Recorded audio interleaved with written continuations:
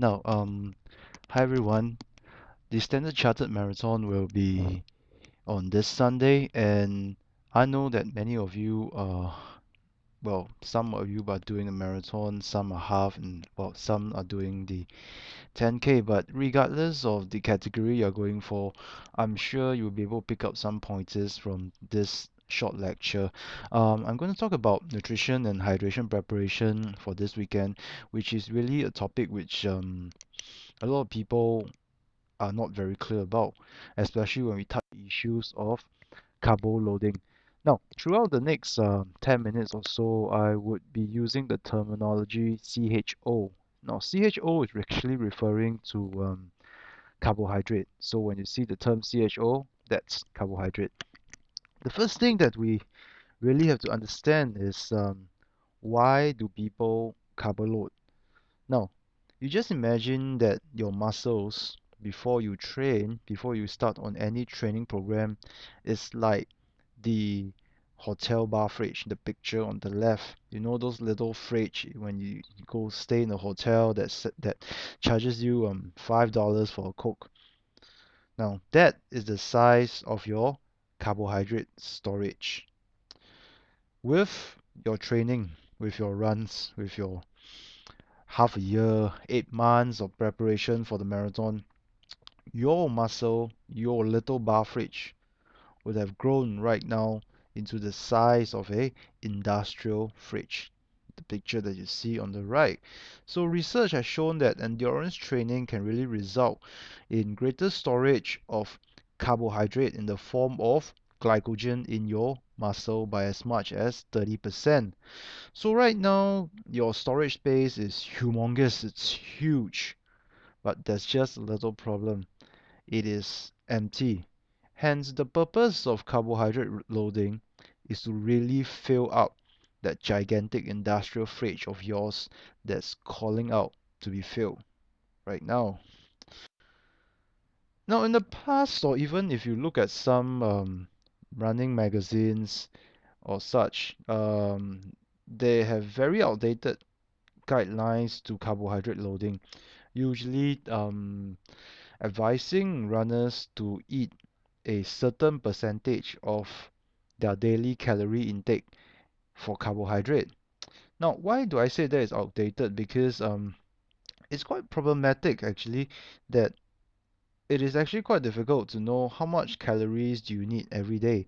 And secondly, you have to go down to the trouble of calorie tracking, which is quite unrealistic lah. So in today's setting, a lot of times when we work with athletes, we usually advise them to consume carbohydrates or protein, fat, regardless, in the form of grams per kg body weight. And in order to do that, you must know how to read your food labels. Let's take a look at this diagram example. This is a food label of a biscuit. So it says here that serving size 6 cracker. That means one serving of this product is equivalent to 6 cracker. And if you eat 6 crackers or 6 biscuit, you will have consumed 120 calories amount per serving. And in this 120 calories, there are 19 grams of carbohydrate. So just by eating 6 biscuits, you have consumed 19 grams of carbohydrate. So that is how you read your food labels.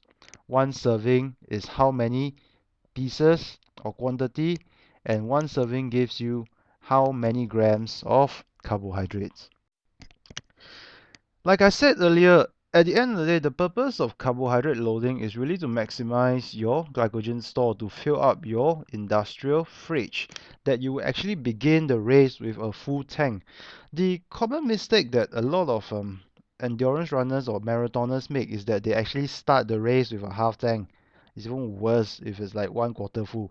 So if you don't start the race with a full tank, chances are you might encounter what we call hit the wall at a very early stage of the race, maybe as early as say 20 kilometers.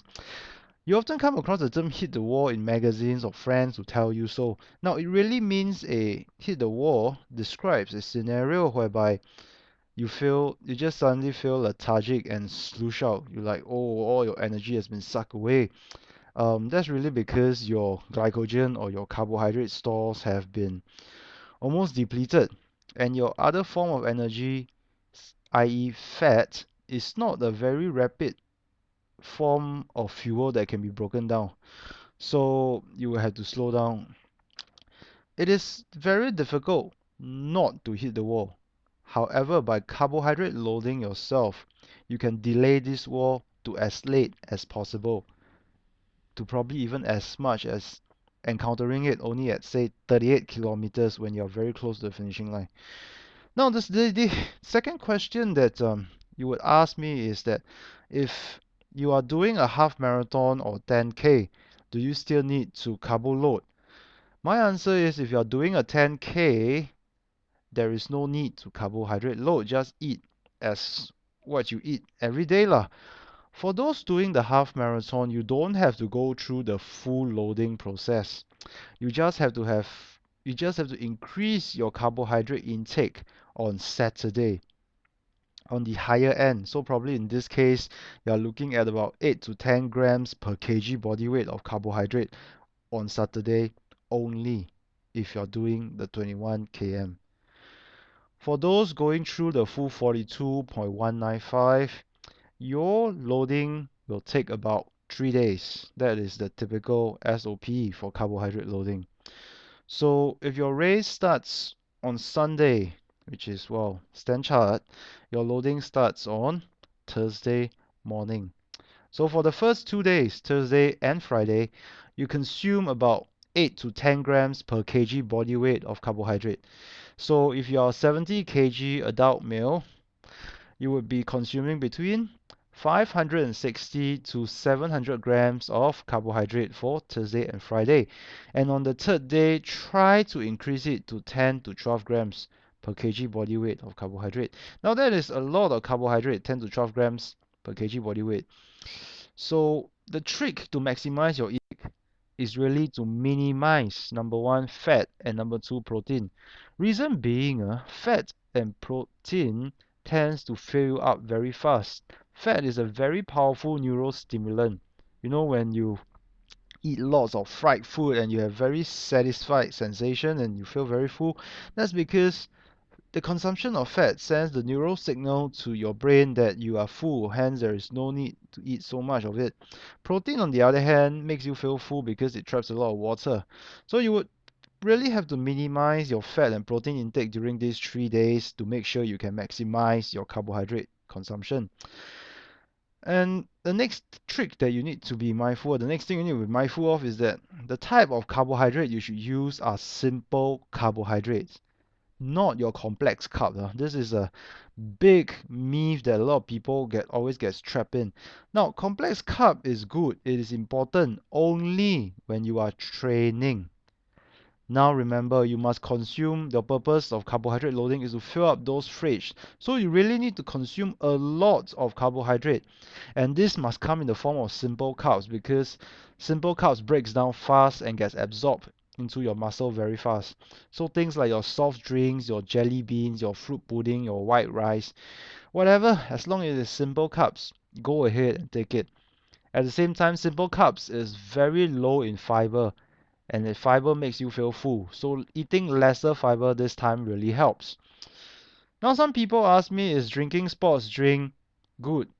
Well, it is fine, but soft drinks like your Coke, like your Pepsi, your Orange 8 is superior to soft drink because it's superior to sports drink because your sports drink usually only have about 1/3 or half the carbohydrate content of your regular soft drink. So when it comes to loading, soft drinks like Coke is a better choice than your isotonic sports drink. At the end of the day, how do you know you have successfully carbohydrate loaded? On Friday night or Saturday morning, just stand on the weighing scale. If you put on 2 to 3 kg body weight, congratulations, your plan has worked. Now don't worry about the weight because it's really very much water that you're looking at. 1 gram of carbohydrate traps about 3 grams of water.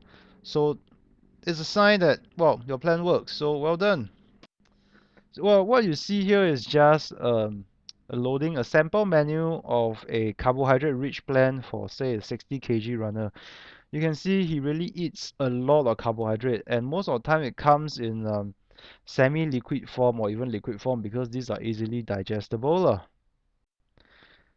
What happens then during the race? How on actual race day, what should you do? Now, when you wake up in the morning, first thing, try to have a carbohydrate-rich snack, about 50 to 80 grams of carbohydrate 2 hours before the run. So you want to utilize things that is low in fat, low in fiber, so that they can be digested easily. Probably a glass of Milo with a tuna sandwich, peanut butter sandwich with a banana. These are things that will work well for your breakfast. And during the race, make sure that every hour you consume about 30 to 60 grams. You can take them in 15 minutes intervals, 20 minutes interval, as you like it lah. As long per hour you consume about 30 to 60 grams of carbohydrate. This is usually done in consuming like your isotonic, your sports drink, or your energy gel, your hammer gel. Yeah, when exercising, I don't encourage you to consume. Rule of thumb, don't try not to consume solid food because solid food takes time to break down and it might give you a stomach upset. Rule number two, very important. Please, please, please, please don't try anything new. If it's not a food that you use during your training, during your long runs, don't do it during the race because you might not be adapted to the food and you might find yourself sprinting for the next portable blue. So yeah, don't try anything new on race day.